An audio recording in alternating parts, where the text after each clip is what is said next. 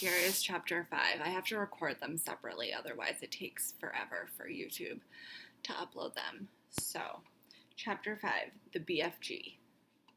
The giant picked up the trembling Sophie with one hand and carried her across the cave and put her on the table. Now, he really is going to eat me, Sophie thought. The giant sat down and stared hard at Sophie. He had truly enormous ears. Each one was as big as the wheel of a truck, and he seemed to be able to move them inwards and outwards from his head as he wished. "I is hungry," the giant boomed. He grinned, showing massive square teeth. The teeth were very white and very square, and they sat in his mouth like huge slices of white bread. "Please don't eat me," Sophie stammered. The giant let out a bellow of laughter. "Just because I is a giant, you think I is a man-gobbling cannibal?" he shouted. "You is right. Giants is all cannibally and murderful, and they does gobble up human beings. We is in giant country now. Giants is everywhere around. Out there us has the famous bone-crunching giant. Bone-crunching giant crushes up 2 wopsy, whiffling human beings for supper every night. Noise is ear-bursting. Noise of crunching bones goes crackety-crack for miles around." "Ouch," Sophie said.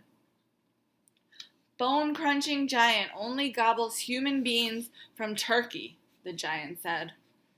"Every night Bone Cruncher is galloping off to Turkey to gobble Turks." Sophie's sense of patriotism was suddenly so bruised by this remark that she became quite angry. "Why Turks?" she blurted out. "What's wrong with the English?" "Bone-crunching giant says Turks is tasty, oh so ever much juicier and more scrumdiddlyumptious. Bone Cruncher says Turkish human beings has a glamourly flavor.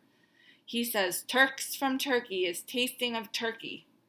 "I suppose they would," Sophie said. "Of course they would," the giant shouted. "Every human being is diddly and different. Some is scrumdiddlyumptious and some is ucky slush. Greeks is all full of ucky slush." "No giant is eating Greeks ever." "Why not?" Sophie asked. "Greeks from Greece is all tasting greasy," the giant said. "I imagine that's possible too," Sophie said. She was wondering with a bit of a tremble what all this talking about eating people was leading up to. Whatever happened, she simply must play along with this peculiar giant and smile at his jokes. But were they jokes? Perhaps the great brute was just working up an appetite by talking about food.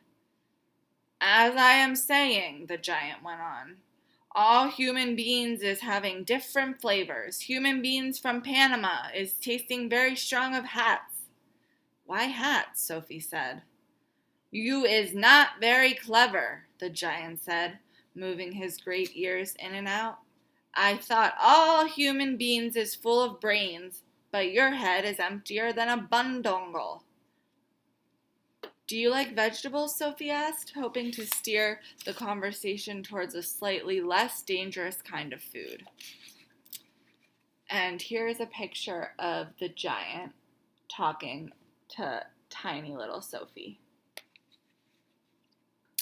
"Every night, Bone Cruncher..." Oh, hold on. "Do you like vegetables?" Sophie asked, hoping to steer the conversation toward a slightly less dangerous kind of food. "You is trying to change the subject," the giant said sternly. "We is having an interesting babblement about the taste of the human bean. The human bean is not a vegetable." "Oh, but the bean is a vegetable," Sophie said. "Not the human bean," the giant said. "The human being has 2 legs, and a vegetable has no legs at all." Sophie didn't argue anymore. The last thing she wanted to do was make the giant cross. "The human being," the giant went on, "is coming in dillions of different flavors.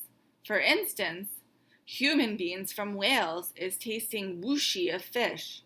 There is something very fishy about Wales." You mean whales, Sophie said. Whales is something quite different. Whales is whales, the giant said. Don't gobble funk around with words. I will now give you another example. Human beings from Jersey has a most disgustable woolly tickle on the tongue, the giant said.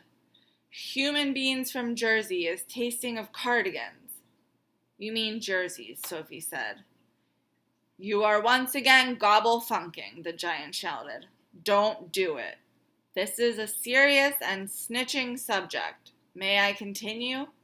Please do, Sophie said.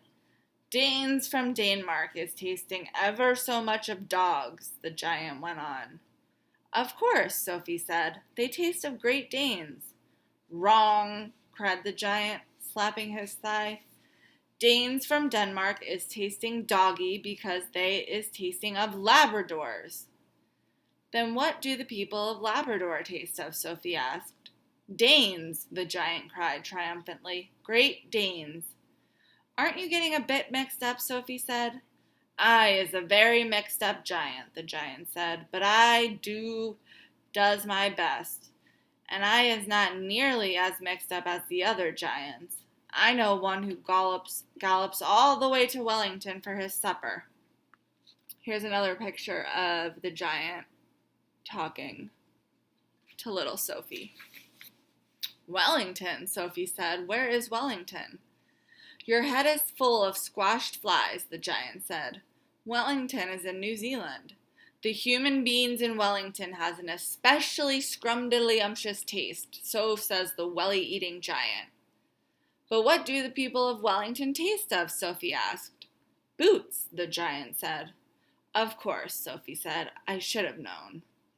Sophie decided that this conversation had now gone on long enough. If she was going to be eaten, she'd rather get it over and done with right away than be kept hanging around any more.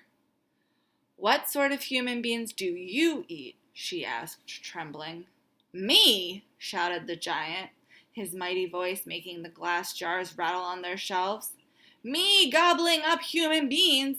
This I never! The others, yes. All the others is gobbling them up every night, but not me. I is a freaky giant. I is a nice and jumbly giant. I is the only nice and jumbly giant in giant country.